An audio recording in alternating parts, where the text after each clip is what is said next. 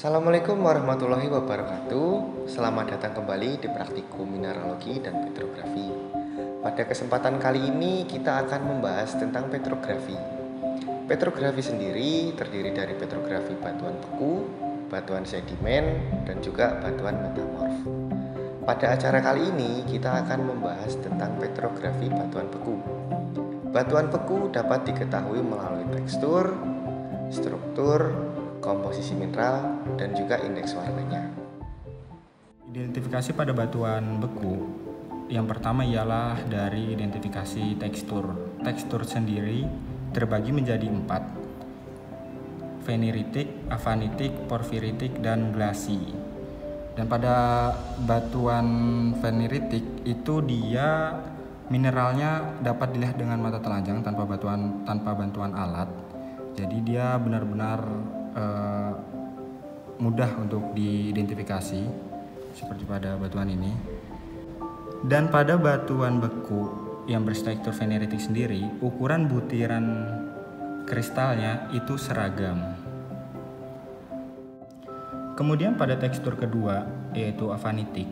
Pada tekstur avanitik ini butiran-butiran mineral itu sangat halus dan agak sulit untuk dilihat dengan mata telanjang. Contohnya di antara batuan ini ialah batuan andesit. Seperti teman-teman lihat, butiran-butiran mineral yang ada pada batuan ini itu sulit untuk diidentifikasi dan dilihat langsung dengan mata telanjang. Kemudian pada tekstur ketiga yaitu porfiritik. Porfiritik sendiri batuan beku yang terdapat mineral dengan butiran yang besar dikelilingi mineral-mineral yang berukuran lebih kecil. Contohnya pada batuan ini yaitu batuan dasit.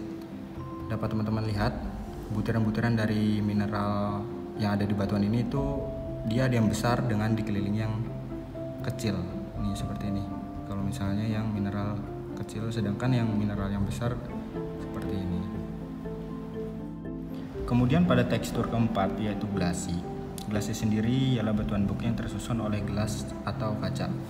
Contoh dari 4 batuan ini ialah batuan obsidian. Seperti teman-teman lihat, batuan obsidian ini dia terbentuk dari kaca ataupun gelas, makanya warnanya mengkilap. Identifikasi yang ketiga ialah identifikasi dari segi struktur. Identifikasi struktur ini dia terbagi menjadi 4. Yang pertama masif, kemudian vesikular, amigdaloidal, dan seal. Masif sendiri dia struktur batuannya padat dan tidak berlubang. Sedangkan vesikular dia berlubang-lubang, atau lebih singkatnya struktur lubang-lubangnya itu teratur. Dan amigdaloidal itu struktur batuannya berlubang-lubang, tetapi lubang-lubang tersebut dia udah diisi sama mineral-mineral seperti zeolit, kuarsa, dan kalsit. Sedangkan seal struktur batuannya itu berupa lembaran dan lembarannya itu sejajar.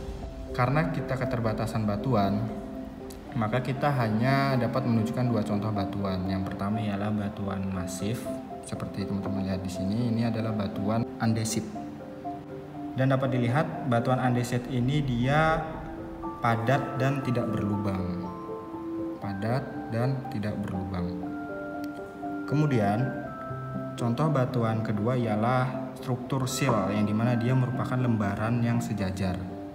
Dan dapat teman-teman lihat di sini lembarannya itu terlihat seperti sejajar. Dan contoh batuan ini ialah basalt.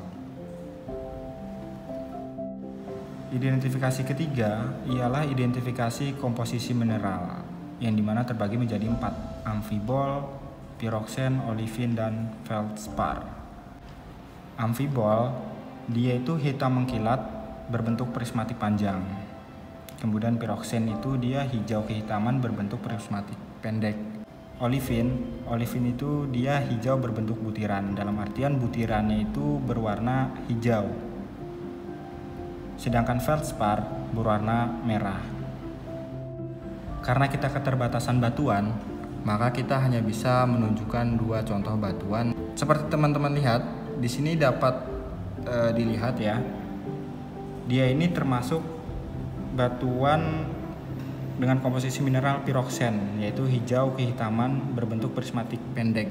Dan nama batuan ini peridotit.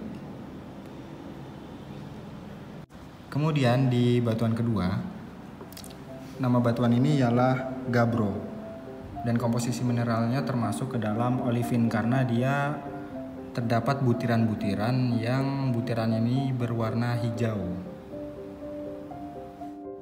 Identifikasi keempat ialah indeks warna atau kecerahan warna pada batuan, terbagi menjadi 4. Indeks warna di bawah 10% itu merupakan batuan beku holofelsik. Indeks warna 10 sampai dengan 40% merupakan batuan beku felsik. Indeks warna 40% sampai dengan 70% merupakan batuan beku mafelsik. Indeks warna di atas 70% merupakan batuan beku mafik. Maksud dari indeks warna ialah tingkat kegelapan dari sebuah batuan. Contohnya pada batuan pertama. Contohnya pada batuan ini.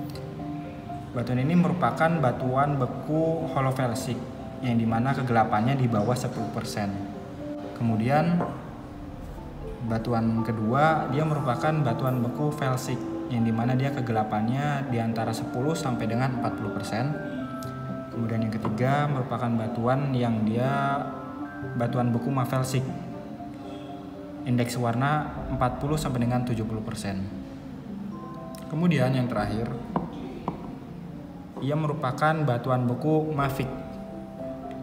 Jadi dia kegelapannya di atas 70%. Maka dari itu warnanya sangat gelap. Berikut adalah penjelasan terkait bagaimana cara mengidentifikasi batuan beku. Saya harap teman-teman bisa memahaminya dengan baik. Terima kasih, sampai berjumpa di acara berikutnya. Wassalamualaikum warahmatullahi wabarakatuh.